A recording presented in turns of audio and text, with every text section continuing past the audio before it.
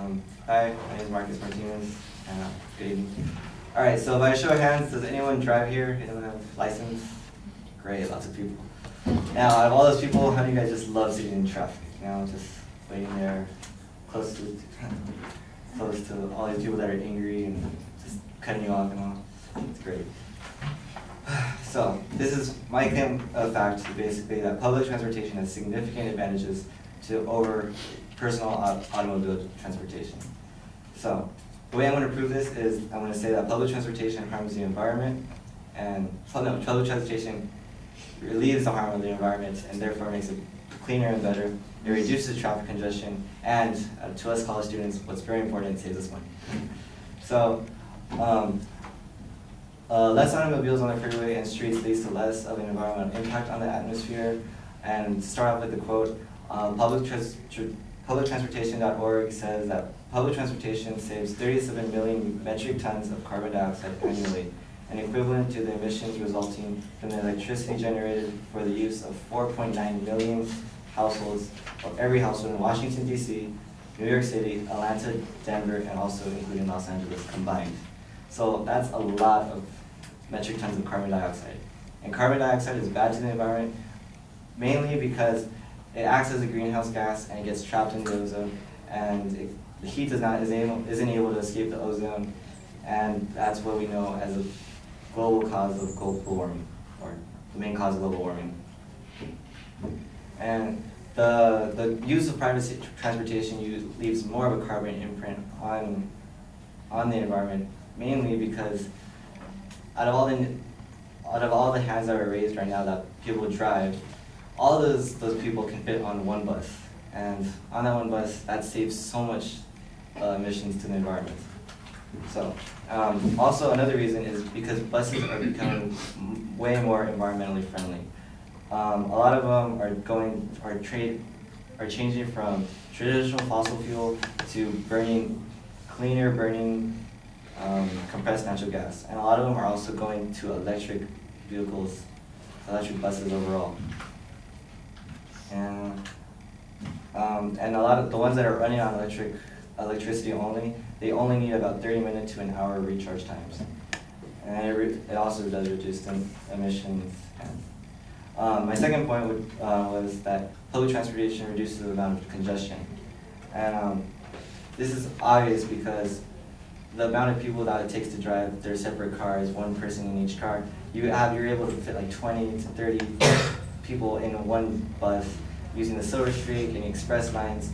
And it also reduces traffic because many of these bus lines, subways, they all have their own tracks. So they have their carpool lane on the left side of the freeway, if you've ever seen it, or they're completely off on a different freeway.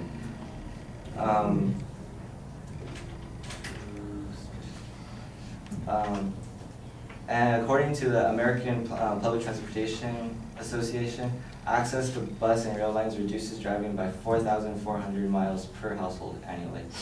So you can see that it reduces the amount of people that are driving very significantly. And to go to my third point, public transportation saves money. It's the most important one, I guess.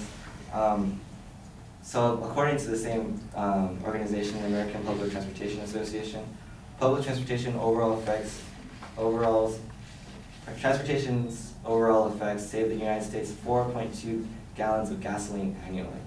So through the use of public transportation, gas prices don't go super high, and then we don't have to be restricted to stay in our homes every single day and go into the gas station and pumping $100 worth of gas. So it does help us afford gasoline, and therefore help make the cost of living a lot easier. And also a better thing about public transportation is that we don't have to be so reliant on our natural resources like crude oil, which is a big problem that most of us see every day. And the APTA, American Public Transportation Association, has some statistics and says that individuals who ride public transportation can save on an average of $9,242 annual based on the 2010 national average gas price average. And So in Los Angeles, it's ranked that you could save $838 monthly, which is a lot if you're me, because I have money. So. And that equals $10,000 yearly, and that's only ranked 8th. New York has the same system and saves about $1,147 monthly and $13,765 yearly. So you can see it's a big help in affording to live, especially now in the economy. And the benefits of riding the bus is that there's not all these expenses that come with cars. You don't have to buy, first of all, you have to buy a car, there's registration, there's insurance, and these things are usually annually and they cost you a lot. There's gasoline, and that's always hard. Maintenance, getting your car fixed if you have a flat tire. And then there's the unexpected breakdowns, like your transmission goes out, parking ticket, law violations, speeding, and other things. And then there's also discounts on given to people, like tax breaks, especially now that we have to get our tax things done. And there's student discounts, senior citizen discounts, and discounts for disabled people. And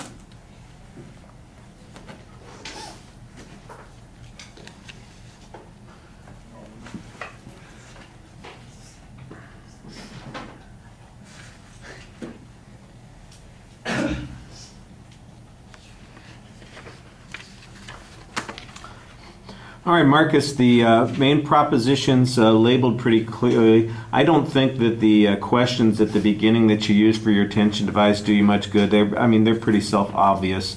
They're self-evident. You know, everybody, I don't know. Was there anybody in here who didn't drive? yeah, there's a couple. Okay, so we got 2. But you have licenses. You have a license, you just don't drive all the time, and you don't have a license? Okay, so 1 out of 28. So that seems like kind of a wasted question. The same sort of thing with the one about who likes to sit in traffic. Oh yeah, you're going to find everybody raising their hand. I understand the idea that you're trying to find an interesting way to introduce it. I just think you need to be a little bit more creative about it. But the topic is clear. You set up the premises, I think, the secondary points pretty clearly. Although when you get to that first point, I think it's stated differently in your preview than it is in the structure of the speech. And I thought that was a little problematic, especially on that first point, because the first type of support that you give on that isn't an explanation, it isn't an example. You dive right into some statistical information, which I think is a little bit confusing. So I think that there's maybe a better way to transition into that first argument. The first 2 points, by the way, seem to be a little underdeveloped. I think there's some statistical information on each of those points, but the impact, for instance, on that, how big an impact, like you mentioned the CO2 and greenhouse gases, and I'm going, okay, well, if we measure all of that, how big an impact does that have on the environment? How many billions of tons of CO2 is in the atmosphere, and what percentage would be replaced by this? You give me a total number, but if it's a small number of a much larger number, I'm not sure that it's making any difference. And you wanted to make sure that it seems like it is going to be an important difference. And I think that was something that's a little underdeveloped on that point. The third point, I think, is a little problematic because you start going in a whole bunch of different tangents and you introduce a lot of potential advantages to public transportation and kind of a laundry list of criticisms of